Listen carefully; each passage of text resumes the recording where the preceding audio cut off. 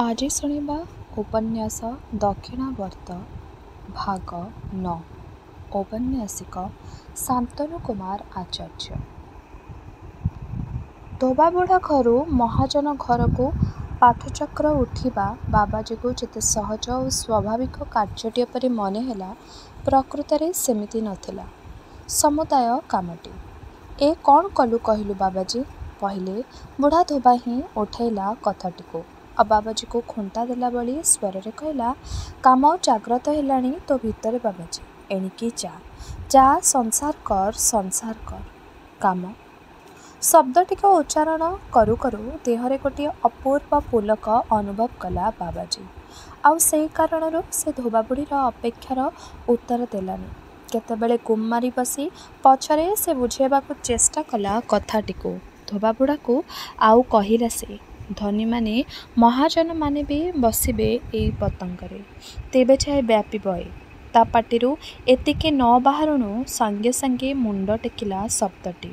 आउ एत कंचा अचंचा शब्दटीए सेठी से जे गोगछ बाड़िया खाइला भली बाबाजी फाँ गाड़ी पड़िला तारे माड़े। तूटा बाबाजी नुह गोटाए बेपारी तू वैश्य शब्दर विषय तार देह तमाम चलिबाकू लगिला। वैश्य पहाड़ उपरे पहाड़ कसी कसी शब्दटी क्रमे भेदी जावाकू लगिला तार मर्मस्थल को। आउ से आघात एते जोरे लगिला जे बाबाजी पुणी मुक पालटी गला दिन केईटा लगे। गाँ मझी महाजन घरर गोटे बड़ बखरा पाठचक्रटी विकसिबाकू आरंभ कलानी सेतेबेलकू। दुईटी काच बंधे बड़ फोटोग्राफ भितर दुईटी सौम्य मूर्तिर आविर्भाव से बखराटी झलसी उठुए सत, किंतु खाली फोटोग्राफ दुईटी नुहे से बखराटी भितर आसी बसिले सते आउ किए सबू जहाँ को देवतार नारे भी चिन्ह हेबनी। केवल गोटे पवित्र भावर तरंग गोटे प्रगाढ़ आस्था भावर बंधन छड़ा आउ कौन बा से अनुभूति। आउ एई अनुभूति टिककर आकर्षण किछि कम नुहे। चुंबक लुहा गोटेला परी मनिषर हृदय अहरह लुड़ु थाए सैयाकू। आउ एतिकेर अभाव सबु केमिति माटी होई न थाए। धूप दीप फूल चंदन प्रतिमा सबु निरर्थक सबु केमिति निरर्थक होई न जाए सेतिकी अभाव रे। धोबाबुढ़ार पिंडारू महाजन घर को पाठचक्र उठिबारे गोटाए नुआ उत्साह खेलीगला गाँ भितर। कथाटा गोटाए नुआ पर्याय को उठी आसिला प्रकृतरे। गोप्य कथाटी पदारे पड़गले जेमिति आउ ता विषय फुसुरु फासुरु हवा दरकार पड़े नहीं। आलोचना प्रसंगरे तेणिकी से कथाटी मजामजी होई मोटामोटी हुए आउ बाहरे सेथुरो गोटे विशाल जनमत। सेमिति गोटाए आलोचना चक्र धीरे मेलीगला महाजन घर पाठचक्र को केन्द्र करी। आउ ए मेलीजिबा पछरे महाजन परिवारर से स्त्री लोक गुड़िंकर हाथ ही काम करुथिला सबुठु बेसी। जगतरे मातृशक्ति ही प्रतिष्ठित हेब काम परिणत हेब करुणारे पौरस अवतरीब वात्सल्ୟରେ। महाजन घर पाठचक्र को सेदिन निमंत्रित होई आसीथिले जणे किए विशिष्ट अतिथि।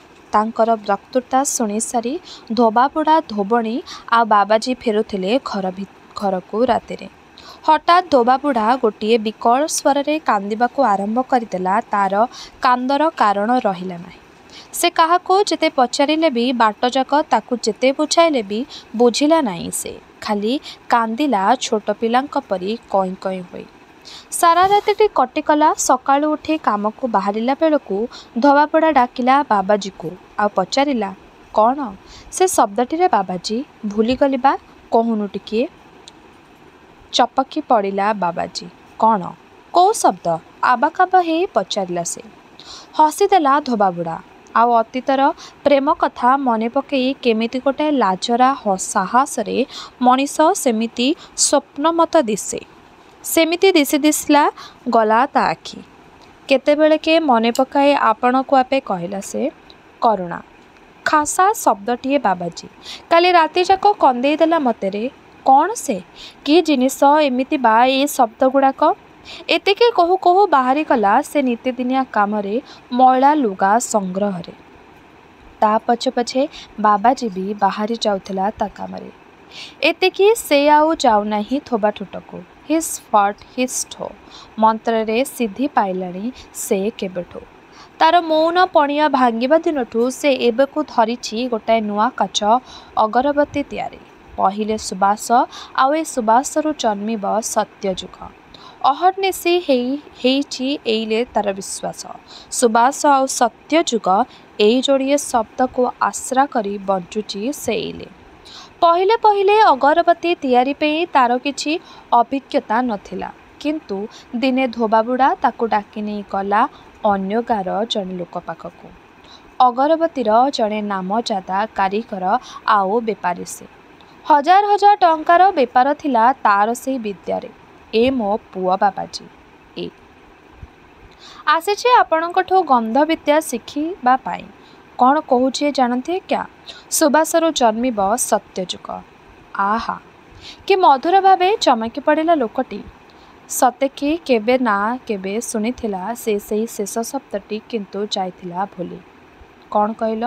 पचारिला से आउ सेमिति पचारिला बेले जल जल होई दिसिला अवश्य ता मुह उपरे से आदिम भयटी जेउटी सचराचर विश्व मनीषर मुह को घोड़े रखि थाए आउ पछौ थाए ताको बराबर से गोटे प्रश्न हो कौन उलुच? सत्यजुग आसीगलाणी महाप्रभु आमर ही माटी को शुणिन किछि कौनटी से शब्दरे बाप? धबाबुड़ा चाहिला बाबाजी को आउ आस्ते किना कहला अति मानस ना नाई रे। गंध व्यवसायी एपरी शब्द शुणी नथिला ता जीवन तमाम। तेणु किए आसिलाणी केउठिकी आउ सेपरी आसिबारे ता व्यवसाय परे आँच आसिब नाई तो ए संदेह रे से घारी होई पड़िला बोधे। किंतु धोबाबुड़ार हावभाव थिला अद्भुत तन्मयता आउ से तन्मयतारे खसी पड़िला शेषरे गंध व्यवसायटी। किंतु जेतेबेले आच्छा करी बुझिला से कथाटाकू आउ जानिला जे आगंतुक नुहे, इनकम टैक्स की सेल टैक्स वाला नुहे, पुलिस की गुप्तचर नुहे, सेतेबेले आश्वासना पाइला से टिके आउ राजी हैला बाबाजी को गंध विद्या दान करिबा पाई। एबे दिन तमाम एठी कटे बाबाजीर अगरबत्ती कारखाना रे। से कारखाना को से दिन सकाल सकाळु बाहरिछि से। एतिके बेले गोटे क्षीण निश्वासर शब्द शुणी पारिला भली तार मने हैला कि संक्षिप्त से शब्द आउ केते न्यून अभ्यंतरणीर सुदूर पराहत। बहुबेल धरी से अपेक्षा कला आउ कान दे शुणिबाकू चेष्टा कला मध्य से शब्दटीकू, किंतु शब्दर निरवच्छिन्नता सत्वे तार अर्थ धरिबा ता पक्षे सेतेबेले संभव हैला नाही। बाहरी गला से कामको। संज बेले कामरू फेरिला बाबाजी। धोबाबुड़ा भी फेरीथिला। बाहरिले दिहे गाँ भितरर पाठचक्र को बुढ़ी को सांगरे धरी। पाठचक्र घर भितर सजा होइथिबा दीपगुड़ी को दूररू देखी बुढ़ी पहिले पाटी पिटाइला। भल कलु तो बाबाजी, एठिकी उठेई आइलु ताको। शबर घरू नीलमणि को बाहर करी आइलु बाबाजी। बड़ देउल को भारी सियाणा प्रकृतरे, भारी बुद्धिया तो बाबाजी। निज घर उठे आनी महाजन घरे पाठचक्र थापिबा कथाटी बुढ़ी को ए पर्यंत घारी थाए। ता मरमर घा सुखी न थाए जाए। पाठचक्र घरर पाख धरी गलेनी सेतेबेलକୁ सेमाने। मस्त बड़ प्रशस्त घर भितरे साजसज्जा बेसी पड़िलाणी आखिरे। मनीष गुड़ाक मुह दूररू केमिति गोटाए खुशीबासिया निजर निजर भारी आपणर दिशी दिशी जाउथाए। सेतेबेलକୁ बाबाजीर आखि पड़िला जड़े स्त्री लोक उपरे। झपटु थाए से तंती कंडा परी मनीष गोछाटी भितरे। आउ सतेकी सबुरी अलक्ष्य गुंथि चली थाए से गोटाए लंबा माल, पुणी चली थाए से गोटाए मस्त बड़ गालिचा। मनीष मनीष मनीष खाली मनीषर संपर्कर खिय धरी झपटी थाए से। किए से? पचारिला से आस्ते किना धोबाबुड़ार कानरे। धोबाबुड़ा भी अनगिसा करी सारिथिला ताकू, जाहाकू देखुथिला स्वचक्षुरे बाबाजी। हसिला मुरुकी मुरुकी धोबाबुड़ा बाबाजीर सेई दोदो चिन्हा पणियारे।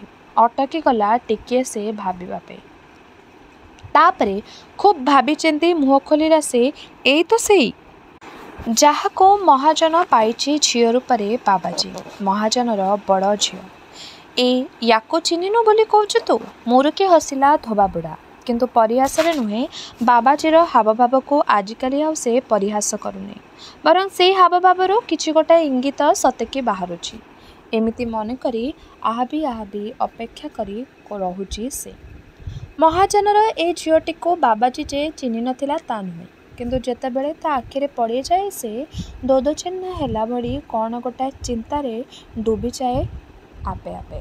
तन्मय होई सेमिति डूबी रहे से बहुत समय जाए। आउ जेतेबेले उठे सेतेबेले निजको से अधिकांश बेले पाए गोटे अद्भुत रूपरे। तार मन हुए तार समुदाय शरीर गोटे द्रुतगामी रकेट परी अंधकार छन्न आकाश भितरे गतिशील आउ ता मस्तिष्क गोटाए शततल पद्म परी स्थिर प्रस्फुटित से रकेट आकार। प्राथमिक ध्यान परे आलोचना चक्रर आरंभ बेलू बाबाजी एमिति तन्मय अवस्था ही आखि पिठाला। आलोचना आरंभ है नहीं, चारिआडे चुपचाप गंभीर। केही जणे गोटे बहीर पृष्ठा खोलिला और पढ़ा को आरंभ कला। किछि समय परे पढ़ा बंद करी से स्वरटी बुझे बसिला पढ़ा विषय को। आउ गंभीर कंठरे घोषणा कला परी कहला भी पदटी। बाबाजी आखि पिटे बसिलाणी सेतेबेलकू केते आगरू, किंतु आश्चर्यजनक भावरे तार कानरे पदटीए भी कथा बाजु नथाए। ता परिवर्ते से शुणुथिला पुणी थरे से क्षीण निश्वास परी शब्दटी को, से सुदूर पराहत निस्व शब्दटी को, जहाको बड़ी सकाळु से शुणिबाको आरंभ करिथिला और शुणुथिला भी दिन तमाम। पाठचक्रर आलोचना शेष होला परे धोबा बुढ़ा बाबाजी को हलई देला आउ कहिला, शेष हेलाणी, जीवु नहीं कि घर को बाबाजी? उठिला से। बुढ़ा बुढ़ी दिहींक सांगरे चलिला से। पाठचक्र घरर आलुओ भितर को बाहरी गाँ गईरी भितरर अंधार को गोड़ काढ़िला बेले बुढ़ी कहला, धर रे मते टिके पुआ। बाबाजी बुढ़ीर हाथ को धरी पकाइला, तथापि बुढ़ीर पाद टळमळई कला, पड़ न पड़ होई अटकीगला। एते जल्दी मरिबा नाई म। आज पाठचक्र कौन कहले बाबाजी? मनीष मरिब नाई रे। बुढ़ी बाबाजीर कांध को आश्रय करी पड़ला। गोटे गोटे अंधार रे आरकड़े थाई धोबा बुढ़ा मदत देउथाए। बुढ़ी कथा को आउ कहूथाए, मरिबा नाही म, आमे मरिबा काईकी? टिके अटकी जाए भाविला परी से पुणी दोहरेइला से पदे कथा को। आउ तारि भितरे कहिला गोटे पद, आलो आमे मले मरिबा म, कौन है कला सेथुरु? भाविलु देखी, आज को कोटिए बरस मन कर आग को गलाणी चली। आउ तारि भितरे आमरी नाती अणनाती पणनाती सबु गलाणी हजी। मरी किए कुआड़ो हेले मनीष मरी नाही, बंचिछि से। केड़े उसासिया लागुची म ए कथाटा। तमको उसासिया नागिले नागुथाओ, मो नाती अणनाती मरिबे काई म? ए को उसासिया कथा जे? बुढ़ीर स्वर बाहरु थाए किटिकिटिया गाँ गहरीर अंधार भितरु। एमिति एमिति आलोचना भितरे पहुँची गले सेमाने आसी घरे। रोसई घर बास हेई आगरू थुआ हो गला। बड़ा बड़ी करी खाई पी शोइले तिनिहे।